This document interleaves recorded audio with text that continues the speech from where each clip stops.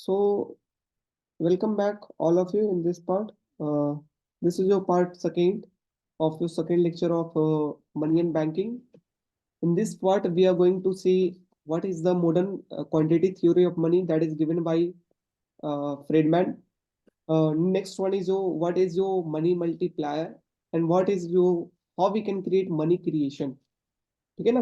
कैसे money create होता है, उसका इक्वेशन क्या है, किसके ऊपर डिपेंडेंट है, ये सारे फैक्टर्स के ऊपर हम बात करेंगे. So first of all let's begin our lecture with quantity theory of money from Friedman.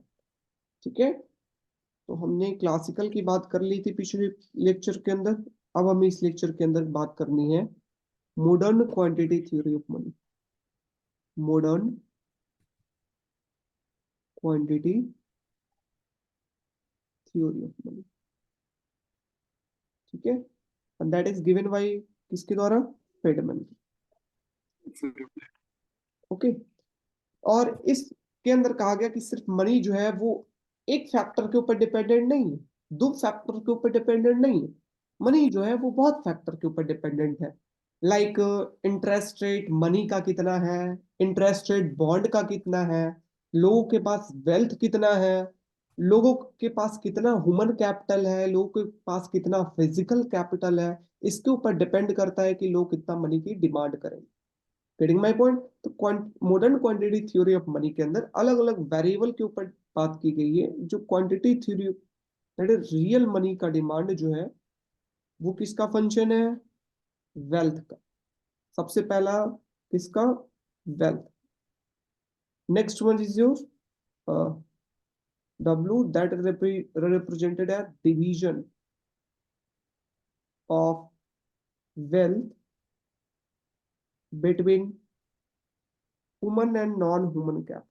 Human and non-human capital. ये ऐसे. ठीक है, ये इस चीज के ऊपर डिपेंडेंट है कि कितना आपका ह्यूमन रिसोर्सेस है, कितना आपका नॉन ह्यूमन रिसोर्सेस है, उसके ऊपर. नेक्स्ट वन इज जो कितना आपका मनी का इंटरेस्ट रेट कितना, RM. आपका बॉन्ड का कितना इंटरेस्ट रेट मिल रहा है या रिटर्न मिल रहा है, दैट इज RB. ठीक है. नेक्स्ट वन इज जो कितना आपका इक्विटी के अंदर कितना interest rate, that is RE and other variable. ठीक है, तो ये आपका जो है वो रिटर्न बता रहा है. ये return on money, return on bond, return on equity.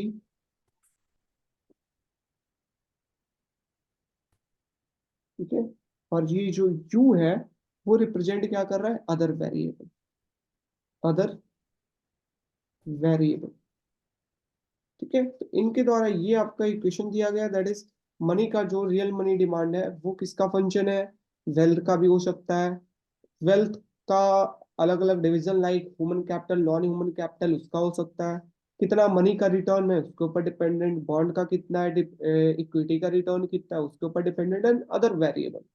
तो ये आपका जो है वो modern quantity theory of money जो कि फ्रीडमैन के द्वारा इक्वेशन के द्वारा दिया गया. And what is the difference between classical and Friedman? Classical and Friedman.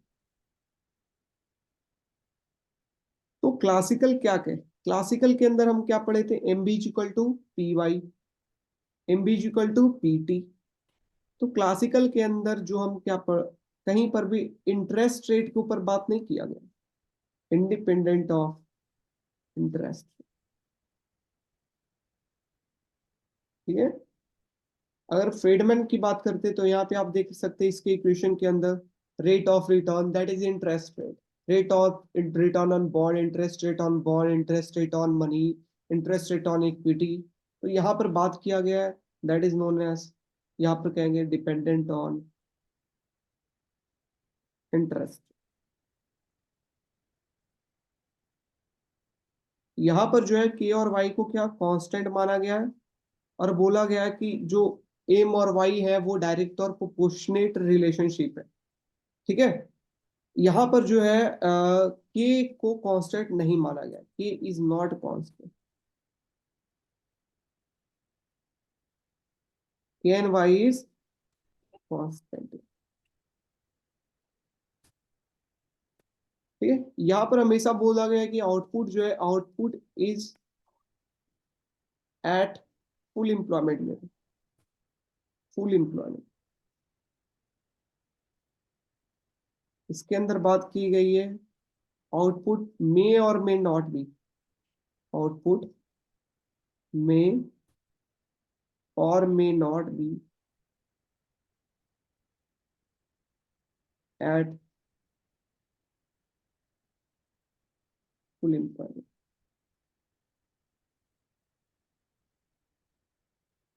ठीक है, यहाँ पे बोला गया है कि के और वाई को कांस्टेंट रखेंगे तो एम ऑन पी जो है वो क्या, direct and proportionate relation, direct and proportionate relation. यहाँ बोला गया कि एम और पी के बीच में जो है वो डायरेक्ट तो रिलेशन है, बट मे और may not be proportionate, may और मे नॉट बी। ठीक है, so this is the difference between classical money demand theory and the Friedman modern quantity theory of money. ठीक है, देखिए जो फ्रीडमैन है ना, वो क्लासिकल को मानते थे। ऐसे तो फ्रीडमैन की थ्योरी के अंदर क्लासिकल का भी पार्ट आता है और किनीसियंस का, दोनों का व्यू इन्होंने रखा है। ठीक है, तो क्लासिकल जो कह दिए थे उसको रीफॉर्मुलेट करना, क्लासिकल ने क्वांटिटी थ्योरी ऑफ मनी दिया था M B equal to P Y.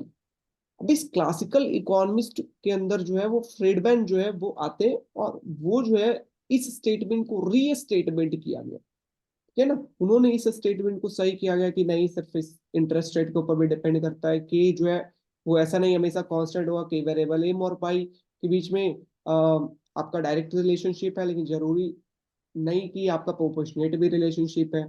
Output जरूरी नहीं है कि आपका फुल एम्प्लॉयमेंट लेवल पे ही हो। तो this is given by Friedman. जो हल्का सा किनीसियंस जो कह रहे थे, जो आपका ब्लेम लगा रहे थे, जो क्रिटिक कर रहे थे क्लासिकल को, उसको सही करने के लिए जो फ्रीडमैन जो है उन्होंने अपना ये कॉन्सेप्ट लाया। Got it everyone, what is Friedman quantity theory of money? Yes और no? Any doubt anyone? Any no doubt? Sir. Now we are going to talk about money multiplier, high powered money and money creation. ठीक है, सो हम देखने जा रहे हैं H theory of money supply. ठीक है, H theory of money supply.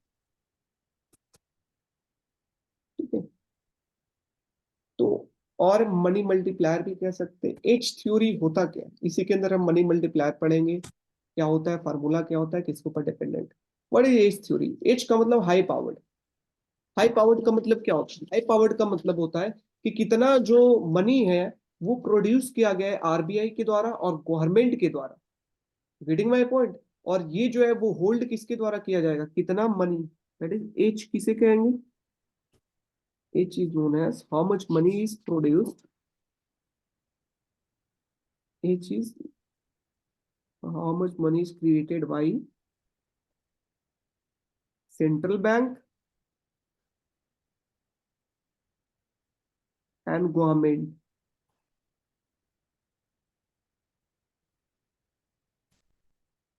And hold by, held by central bank. अगर क्रिएट कर रही है तो चाहे तो लोग के पास होगा, चाहे तो बैंक के पास हो। राइट, लोग के पास किस फॉर्म में होगा, कैश के फॉर्म में होगा। बैंक के पास किस फॉर्म में होगा, रिजर्व के फॉर्म में। किस फॉर्म में? रिजर्व के। Getting my point? तो एच थ्योरी कहते किसको, हाई पावर्ड मनी किसे क्या, define high powered money. High powered money को हम डिफाइन करेंगे, that is high powered money, it is a money produced और क्रिएटेड बाय आरबीआई और central bank and government of India, and it is held by public and bank, public and bank. Getting? अब public held किस चीज में कर रहा है? सी में। बैंक किस चीज में हेल्ड कर रहा है? आर में, रिजर्व में। तो एच इज इक्वल टू क्या बन जाएगा? C plus R. Getting my point? H is equal to हमारा क्या बन जाएगा? C plus R. तो दिस इज योर फार्मूला कि आपका हाई पावर्ड मनी क्या होता है? दैट इज जो पब्लिक।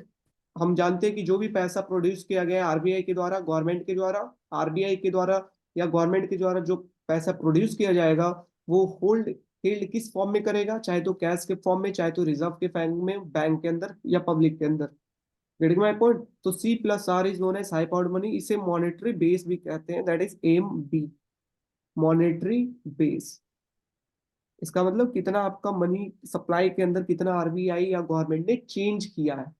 ठीक है, that is known as monetary base या हाई पावर्ड मनी, सेम ही नाम है। ठीक। अब देखिए, होता क्या है कि सपोज आपका मॉनेटरी बेस या हाई पावर्ड मनी दोनों एक वर्ड, आपका 100 रुपीज जो है वो आरबीआई ने प्रिंट किया नया नोट, और उसने मनी सप्लाई को इंक्रीज किया। ठीक है, उसने इंक्रीज किया। अब देखिए, ये 100 रुपीज में से जो है लोगों ने 40 रुपीज कैश के फॉर्म में रखा, 40 रुपीज। अब बाकी जो रुपीज है वो बैंक के पास उसने जमा कर दिया। कितना? 60 rupees, 60 rupees. Let suppose 10% is your reserve.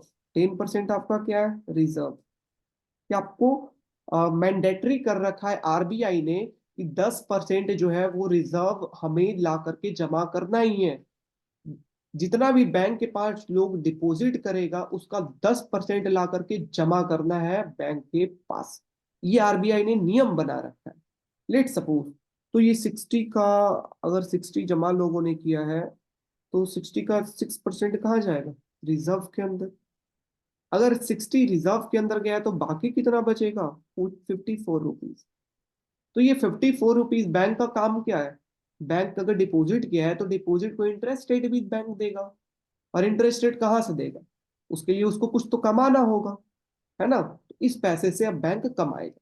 Let suppose 5% वो इंटरेस्ट रेट दे रहा है, तो 10% इंटरेस्ट रेट वो दूसरे को दे रहा होगा।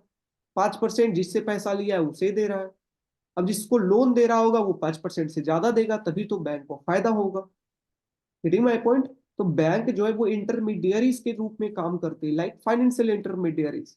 कैसे? लाइक कोई ए पीपल है और ये बी पीपल। ए पीपल के पास 1 करोड़ रुपीज का जो है वो सेविंग है, 1 करोड़ रुपीज। बी पीपल को 1 करोड़ रुपीज चाहिए था कोई इन्वेस्टमेंट कंपनी खोलने के लिए या फैक्ट्री खोलने के लिए, इसे 1 करोड़ रुपीज की जरूरत। अब ए जो इंसान है वो कहीं और रहता है, ये सपोज मुंबई के अंदर रहता है। बी इंसान सपोज दिल्ली के अंदर रहता है। ये दोनों को आपस में पता नहीं है कि क्या करें, है ना? आपस में जानते ना पहचानते हैं। इसलिए क्या करेगा ए इंसान? चलो हम अपने पैसे को बैंक में, कहाँ? बैंक। और ये बैंक का काम क्या है कि इस पैसे को जिसको जरूरत है, लेट सपोज बी को जरूरत, तो ये बी को क्या दे देगा? ये जो 1 करोड़ रुपीज है, इसे रिटर्न में क्या देगा?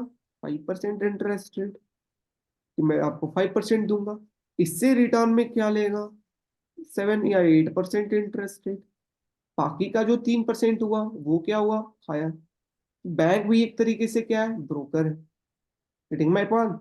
दलाल है हिंदी में अगर बात करें तो, जो कि एक प्लेयर को दूसरे प्लेयर से मिलाने का बीच का काम करता है, फाइनेंशियल सिस्टम के अंदर काम कर रहा है। That's why it is known as financial intermediaries. Intermediaries का मतलब आरची है। ठीक है। हम्म।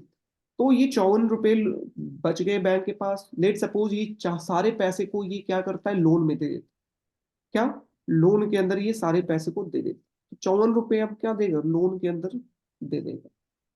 नेक्स्ट टाइम जब अगर 54 रुपए अभी उसके पास है, नेक्स्ट टाइम अगर बात करते हैं तो रिजर्व अब कितना का जाएगा? 10%, 5.4% का।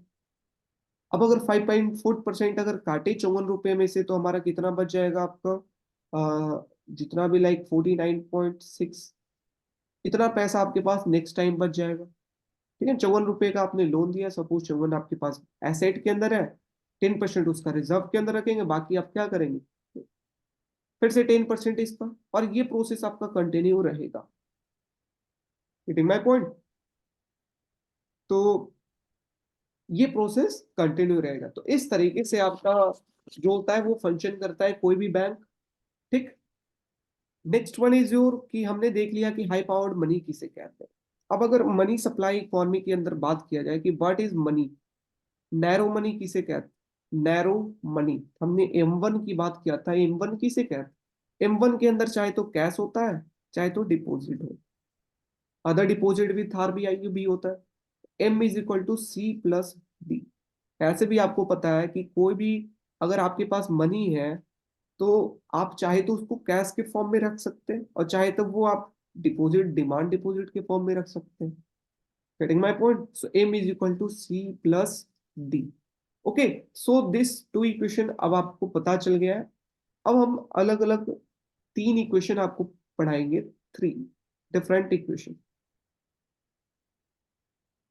पहला जो है कि what is known as, that is currency to demand deposit ratio, currency to deposit ratio. ठीक है। यहाँ नाम से पता चल रहा है कि कितना करेंसी लोग रख रहे हैं एज कंपेरिजन टू डिपॉजिट। ठीक है। And this is known as what, CD। And इसे हम क्या कहेंगे, currency to demand demand deposit ratio. ठीक है। अगर हम C का वैल्यू निकालना चाहे तो C = व्हाट, हम इसे इसे उस दर मल्टीप्लाई करेंगे तो C = कैपिटल सी कैश को रिप्रेजेंट कर रहा है, D डिमांड डिपॉजिट को, CD प्लस इंटू DD कर देते डिमांड डिपॉजिट। ठीक है। पहला आपका पहला इक्वेशन ये आ गया कि जो currency is equal to what, कितना आपका डिमांड डिपॉजिट है, currency to demand deposit into demand deposit. Got it? So this is your currency to demand deposit. Like अगर आपका डिमांड डिपॉजिट इंक्रीज होता है तो currency to demand deposit decrease होगा। Getting my point? क्योंकि लोग currency को कम रख रहे हैं, डिमांड ज्यादा कर रहे हैं, that's why currency demand deposit decreases. First equation. Second equation is your, that is your reserve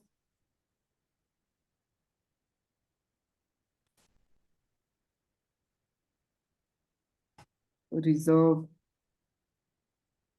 deposit ratio. ठीक है। रिजर्व डिपॉजिट डिपॉजिट या रिक्वायर्ड रिजर्व डिपॉजिट रेशियो, इसका मतलब क्या है कि इस बार डेफिनेशन से ही पता चल रहा है कितना रिजर्व लोग रख रखे हैं, कितना लोग रिजर्व रख रखे हैं as comparison to demand deposit. ठीक my point? And this is, इस फैक्टर को हम R से रिप्रेजेंट कर। ओके। सो अब अगर हम बोले कि रिजर्व इज इक्वल टू, हम क्या लिख सकते हैं, R × DD। Right? So this is your second equation. Demand deposit का कितना प्रोपोर्शन जो है वो रिजर्व के अंदर है। ठीक है। वो आपका स्मॉल r रिप्रेजेंट कर रहा है। नेक्स्ट थर्ड जो है वो देखिए, रिजर्व जो है ना वो दो टाइप के होते हैं। एक जो होता है वो रिक्वायर्ड रिजर्व। रिक्वायर्ड रिजर्व का मतलब है, रिक्वायर्ड रिजर्व, रिक्वायर्ड रिजर्व का मतलब है इतना रिजर्व आपको रखना ही रखना है, दैट इज जो मैंडेटरी। ये क्या, mandatory. Like CRR, cash reserve ratio. CRR होता क्या है? CRR का मतलब है कि आपका, अभी की बात करते हैं तो 4.5 रुपीज जो है, या 4.5%, लाइक 100 रुपए अगर आपने जमा किया है तो 4.5 रुपीज आपको जाकर के RBI के पास बैंक को डिपॉजिट करना है in the form of CRR। Getting my point? That is known as CRR, कि वो फिक्स्ड प्रोपोर्शन जो है वो आपको मैंडेटरी है कि आपको जमा ही करना है RBI के पास किसी भी कीमत में। ठीक है। तो ये required reserve, that is your mandatory. Next one is your excess reserve, कि आपने रिजर्व इसलिए रखा है अपने बैंक के अंदर क्योंकि आने वाले टाइम में रिस्क ज्यादा है, लाइक कोविड पीरियड के टाइम में रिस्क ज्यादा है, लोग अपने पैसे की डिमांड करेंगे, दैट्स वाई हम बैंक के अंदर रिजर्व ज्यादा रखेंगे, ताकि ऐसा नहीं हो कि लोग डिमांड करें और मेरे पास पैसा ही नहीं रहे। Getting my point? तो this is your not mandatory excess reserve. तो ये अपने मन से रखा है ताकि आपका बैंक जो है वो डिफॉल्ट नहीं हो, बैंकरप्ट नहीं हो। That's why they kept this reserve, that is excess reserve. तो there are two type reserve, required reserve and excess reserve. So we first of all we see required reserve. Now we are going to see what is excess reserve. Reserve to deposit ratio.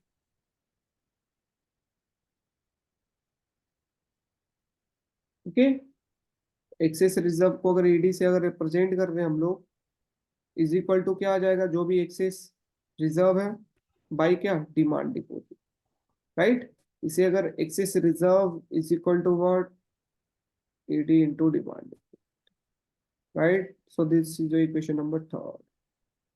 Okay, so ये आपका equation 1, 2 and 3। Now we see कि हमने क्या देखा था starting के अंदर कि H is equal to, H और monetary base is equal to C plus R, right. We see in the, पहला हमारा इक्वेशन यही था कि हाई पावर्ड मनी जो है वो चाहे तो लोग पब्लिक जो करेंसी के फॉर्म में रखते हैं, चाहे तो बैंक रिजर्व के फॉर्म में रखती है, जो गवर्नमेंट और आरबीआई सेंट्रल बैंक जो मनी सप्लाई करती है, प्रोडक्शन करती है, ठीक है। अब सी हमें पता है, अच्छा सी फर्स्ट इक्वेशन से हमने क्या लिखा ना, C is equal to C D into D D, right. दूसरा इक्वेशन आर, रिजर्व जो है वो दो तरीके के होते हैं, R is equal to what, required reserve plus excess reserve, right. तो हम यहाँ पर क्या कर सकते हैं, R is equal to R R plus E R, R R की जगह पे हम लिख सकते हैं R into D D, plus E are की जगह पे हम लिख सकते हैं ई D into D D, right.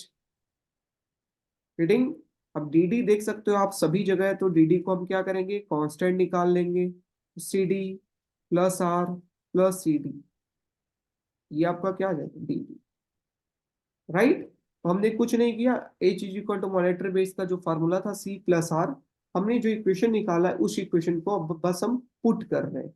Okay, तो पुट करने के बाद हमारा ये आ गया, देख सकते हो, C D plus R plus A D is into D D, ठीक है। तो अगर हम बात करें कि मॉनेटरी बेस, क्या आपने निकालना, C D plus R plus E D into D, ठीक है, ये चीज। अब देखिए, अगर हम निकालना चाहे कि क्या हमारा हाई पावर्ड मनी होगा, what is your high powered money, कि तो हम इसे क्या करेंगे, उधर की ओर लेके जाएंगे कि आपका डिमांड डिपॉजिट कितना है इकोनॉमी के अंदर, total demand deposit in your economy.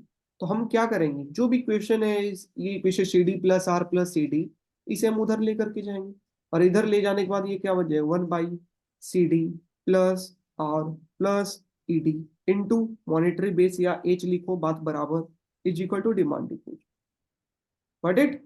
तो ये इक्वेशन हमें बता रहा है कि इकोनॉमी के अंदर टोटल डिमांड डिपॉजिट कितना है, कि टोटल डिमांड डिपॉजिट कितना है, उसके लिए सपोज मॉनेटरी बेस इकोनॉमी के अंदर मनी सप्लाई आरबीआई के द्वारा 1 लाख रुपीज है, C D R E D की वैल्यू आपका दिया हुआ है, तो आप डी डी का वैल्यू निकाल सकते।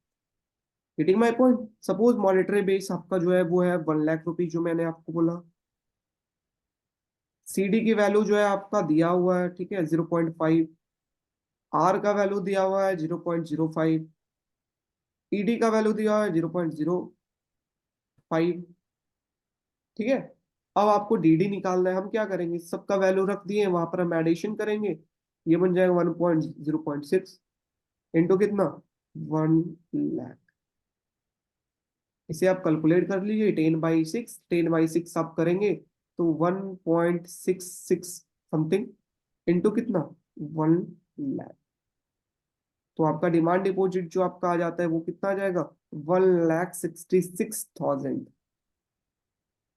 Right. So this is your demand deposit, ये आपका कितना है, डिमांड डिपॉजिट पूरे इकोनॉमी के अंदर। इस तरीके से जो भी वैल्यू दिया है हमने पुट करके फाइंड कर लिया। ओके, यहां से क्या देखा कि सरकार ने 1 लाख रुपए मार्केट के अंदर दिया, लेकिन मनी जो है सप्लाई जो डिमांड डिपॉजिट है वो 1 लाख से ज्यादा इंक्रीज कर गया। कितना? 1,66,000। किस वजह से? Because of this equation, because of this equation. क्योंकि सरकार पैसा इंक्रीज कर रही है तो सिर्फ एक ही लोग के हाथ में नहीं रहेगा, वो हाथ चेंज होते रहेगा और वो प्रोसेस जो मल्टीप्लीकेशन प्रोसेस है वो चलता रहेगा। That's why this is known as deposit multiplier. Deposit multiplier, getting my point? तो डिपॉजिट मल्टीप्लायर क्या होता है? 1/CD plus are. CD क्या है यहाँ पर? Currency to demand deposit plus required reserve to demand deposit plus excess reserve to demand deposit. Okay, यहाँ पर हो सकता है ईडी का वैल्यू नहीं दे तो हम क्या करेंगे, सिर्फ फार्मूला 1/CD प्लस आर लेंगे। Getting my point? तो ये चीज आपका, कि आपका सिर्फ रिजर्व ही लिखे तो आर का सिर्फ वैल्यू हम लेंगे, ठीक है ना। करेंसी प्लस रिजर्व लिखा हुआ है कि रिजर्व टू डिमांड डिपॉजिट दिया हुआ है तो हम ये सिर्फ लेंगे, आर का वैल्यू लेंगे। एक्सेस रिजर्व की बात हो तब हम तीनों का बात करेंगे। But it so this is a deposit multiplier. Next देखिए, अब इकोनॉमी के अंदर सिर्फ डिपॉजिट नहीं होता, करेंसी भी होती है। डीडी तो होता है, हमने डीडी फाइंड कर लिया कि अच्छा इतना इकोनॉमी के अंदर डीडी होगा। हम करेंसी कैसे फाइंड करेंगे? How we can find currency economy के अंदर टोटल की अगर बात करें तो हम कैसे फाइंड करेंगे? ठीक है, तो उसका इक्वेशन देखिए। तो अब देखिए, अभी तक हमने क्या बात किया है? अभी तक हमने बात किया है कि कोई भी मनी जो है ना, इकोनॉमी के अंदर मनी सप्लाई कितना है वो मॉनेटरी बेस तो होगा, साथ में आगे में मल्टीप्लीकेशन क्या होगा? एम, जो कि आपका multiplier. Getting? And this equation, यही इक्वेशन आपका डिटरमाइन करेगा कि आपकी इकोनॉमी के अंदर मनी सप्लाई कितनी हो। ठीक है, आपके इकोनॉमी के अंदर मनी सप्लाई कितनी होगी वो इस इक्वेशन बताएगा, that is M is equal to small M. This is known as money multiplier. Money multi, जैसे अगर मॉनेटरी बेस, अगर सरकार ने, आरबीआई ने 1 करोड़ रुपीस का प्रिंटिंग किया है, अगर मनी का मल्टीप्लायर का वैल्यू 5 है तो 5 × 1 हम करेंगे तो 5 करोड़ रुपीस मनी सप्लाई होगा। Getting my point? तो मनी का सप्लाई किसके ऊपर डिपेंड करता है? मनी मल्टीप्लायर के ऊपर डिपेंड करता है कि मनी मल्टीप्लायर की अगर वैल्यू ज्यादा होगी तो मनी सप्लाई इकोनॉमी के अंदर ज्यादा होगी, मनी मल्टीप्लायर की वैल्यू कम होगी तो मनी सप्लाई कम, मॉनेटरी बेस अगर ज्यादा होगी तो मनी सप्लाई ज्यादा। ठीक है ना, सरकार ज्यादा प्रिंटिंग कर रही है तो मनी सप्लाई ज्यादा हो, एमबी की वैल्यू अगर ज्यादा। Getting my point? तो मनी मल्टीप्लायर कहते हैं कि इसको आप इसे डिफाइन कर लिए, that is money multiplier M M is ratio of total money supply, total money supply and high powered money.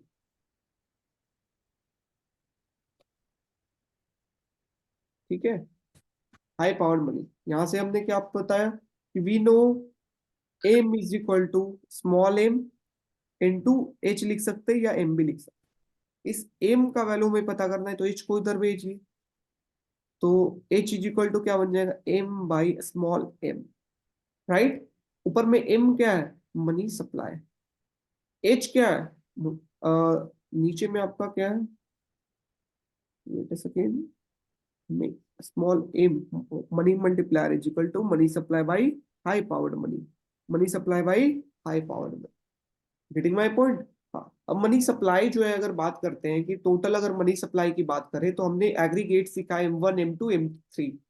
तो टोटल की अगर बात करते हैं तो यहाँ पर लेट सपोज M3 हम ले रहे हैं, इतना M3 टोटल मनी सप्लाई जो कि ब्रॉड मनी जिसे कहते हैं वो हम ले रहे हैं M3/H। ओके, तो अगर M की बात करते हैं M3 ले सकते हैं। यहां पर अगर M करते हैं तो अभी हमने M का फॉर्मूला पढ़ा था क्या? C+D।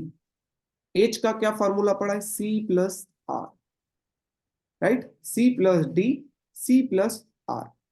अब हम क्या करेंगे कि अब हम यहाँ पर C का जो वैल्यू है, R का जो वैल्यू है उसको हम पुट करेंगे। ओके, तो हमने अभी C को पढ़ा था currency to demand deposit into demand deposit, right. C is equal to equation number 1 से क्वेश्चन नंबर 1 से नीचे भी लिख सकते हैं डिमांड डिपॉजिट, ओके। और आर का वैल्यू हम पुट कर सकते हैं कितना, R into demand deposit, right. तो यहां पर से हम निकाल सकते हैं कि डी ऊपर में कॉमन ले सकते हैं डिमांड डिपॉजिट, तो ये आपका आ जाएगा 1 + CD। नीचे में भी डी कॉमन ले सकते हैं, तो ये कितना आ जाएगा, CD + R। डी को अगर कैंसिल आउट कर दे तो हमारा क्या बच जाएगा, M/H is equal to D+ R। D cancel, that is 1 + currency to demand deposit by demand deposit plus reserve to demand deposit. Getting? So this is your formula of what, money multiplier. ये formula किसका है, money multiplier.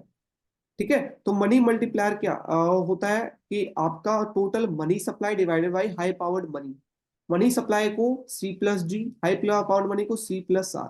सी का आपने निकाल रखा है CD+DD, are का are into D को कांस्टेंट निकाल के क्या करो, कॉमन निकाल के आपका कैंसिल करो, आपका जो इक्वेशन आएगा वो आ जाएगा 1 + CD/CD+R। This is known as money multiply and this equation is important one, mark this important. आपका सीधे एग्जामिनेशन के अंदर क्या करेंगे, सीडी का वैल्यू देंगे, currency to demand deposit, R का वैल्यू देंगे और पूछ देंगे बताइए मनी मल्टीप्लायर क्या, required that is reserve to demand deposit और करेंसी टू डिमांड डिपॉजिट का आपका वैल्यू देंगे, पूछेंगे मनी मल्टीप्लायर क्या है।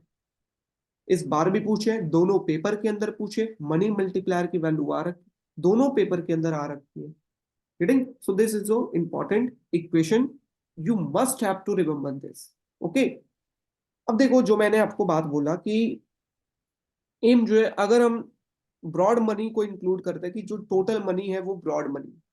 अब ब्रॉड मनी के अंदर हमने क्या पढ़ा था कि जो currency plus demand deposit plus time deposit को भी इंक्लूड करेंगे, राइट।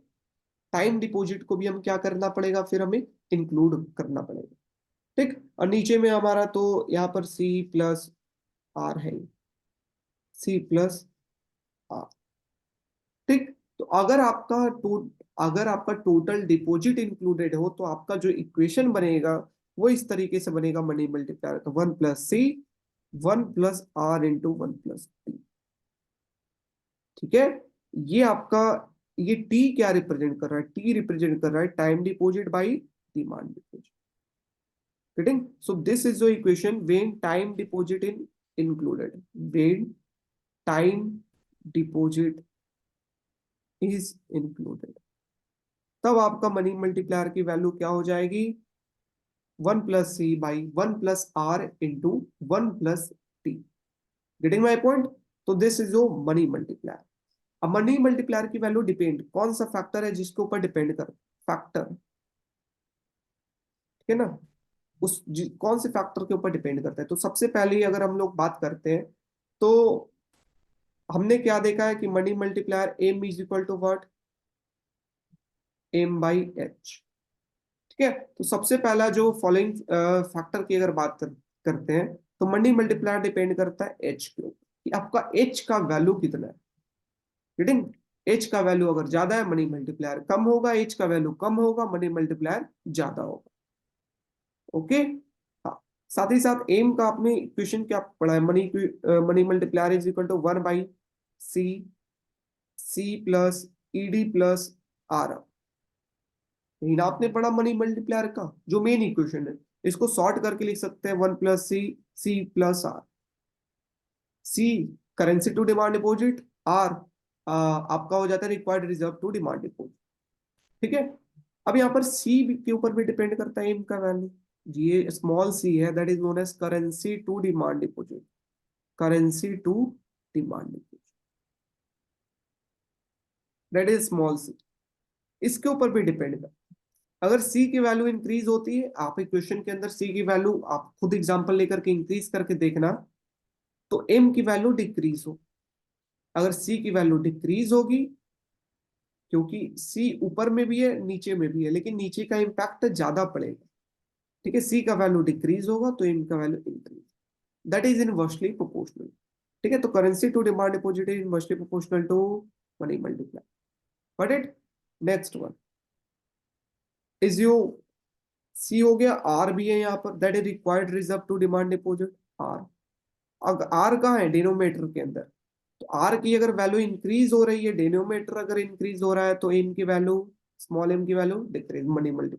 आर की वैल्यू अगर डिक्रीज हो रही है, डिनोमिनेटर कम हो रहा है, तो स्मॉल एम की वैल्यू बढ़ाए। तो required reserve is inversely proportional to what, money multiplier.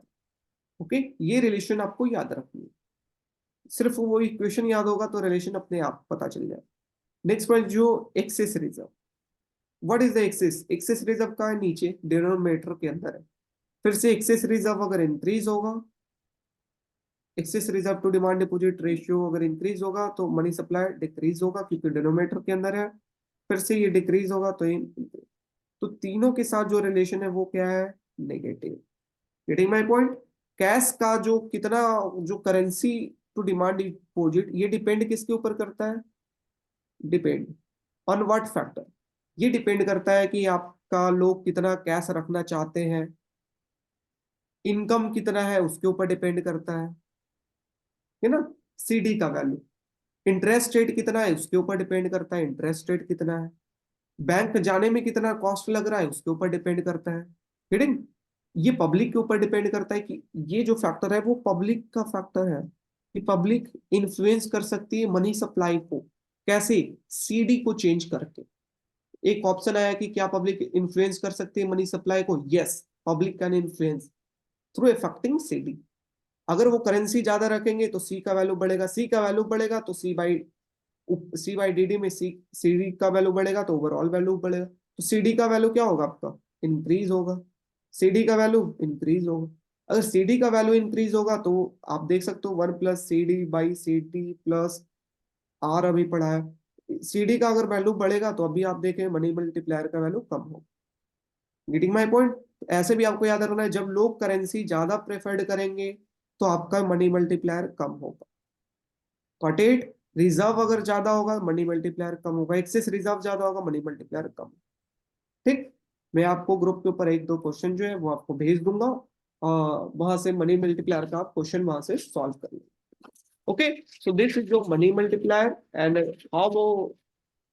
How many creation, कैसे मनी क्रिएट होता है। तो मनी क्रिएट, सबसे पहले सरकार क्या क्रिएट करती है, हाई पावर्ड मनी। वो जो है आपका 10% रिजर्व के अंदर रखिए, बाकी फिर से वो लोन देगा, फिर से वो जमा करेगा बैंक के अंदर, फिर से 10% रखिए, फिर ये मल्टीप्लाई होकर के टोटल मनी सप्लाई बनता है। Okay, so this is the overall lecture. Any doubt related to this, anyone?